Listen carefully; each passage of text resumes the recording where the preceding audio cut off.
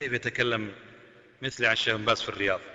ما أدري، هذا السؤال كأن فيه ما فيه، ولكن أحدثكم بقصة سند فيها عالي لعل بعضكم ما سمح، بل أجزم أن بعضكم ما سمح، ما أعلم الغيب، لكن لأن سندها فيها كويتي وأنتم كويتيين. حدثنا شيخنا فلاح بن إسماعيل مندكار، يقول كان طالب في الجامعة الإسلامية في الدراسات العليا، يقول جاءني 4 أخوة من الصومال يبكون بكاء مريرا. الصومالي لا، يبكون بكاء مريرا. يا إخوان، قال في 6 من إخواننا السلفيين غدا بعد صلاة الفجر سينفذ فيهم زياد نبيه بري، ما زياد بري، حكم الإعدام.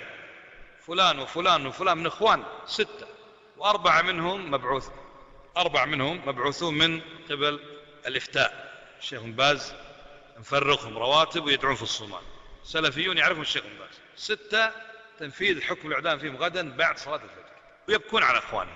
تصور أنت أخوة 6 يعرفونك شخصيا وتعرفون من إخوانك غدا سيقتلون.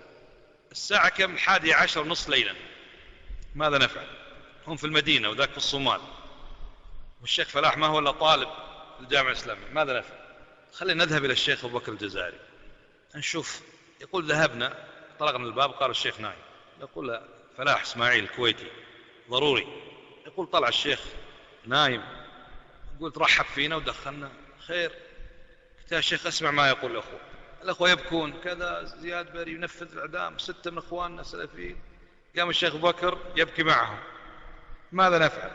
قال ليس لنا بعد الله عز وجل إلا والدنا الشيخ بن باز، نتصل فيه. يقول هذا الآن الساعة جاوزت 12.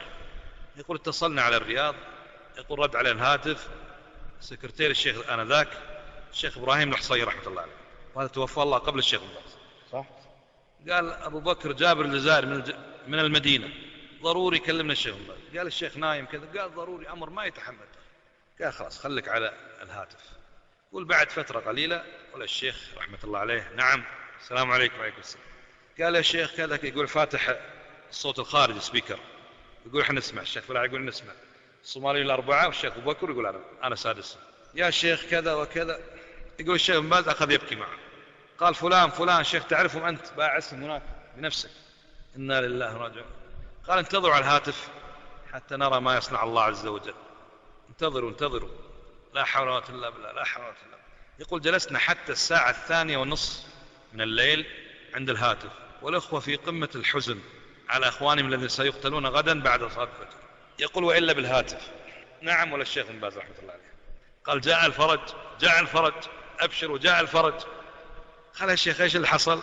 قال هذا الشيخ إبراهيم يعلمكم اللي صار. يقول أخذ الشيخ إبراهيم الهاتف، قال بعد ما نزلت السماعة الشيخ اتصل على الأمير عبد الله اللي هو الملك عبد الله حاليا. قالوا نايم. قال قولوا عبد العزيز بن باز. قال الشيخ نايم الأمير. قال والله إذا ما رد علي آتي الآن بنفسي للقصر، أمر ما يتحمل التأخير. قال يا شيخ وين تجي القصر للساعة هذه؟ خلاص انتظروا على الهاتف. يقول صحوا الأمير من النوم، يقول رد علي السلام عليكم. خير سماشر شيخ. قال زياد بري بيقتل 6 من إخواننا بعد صلاة الفجر غدا، منهم 4 أنا باعث. يقول قال الأمير عبد الله الملك عبد الله. قال يخسي بري.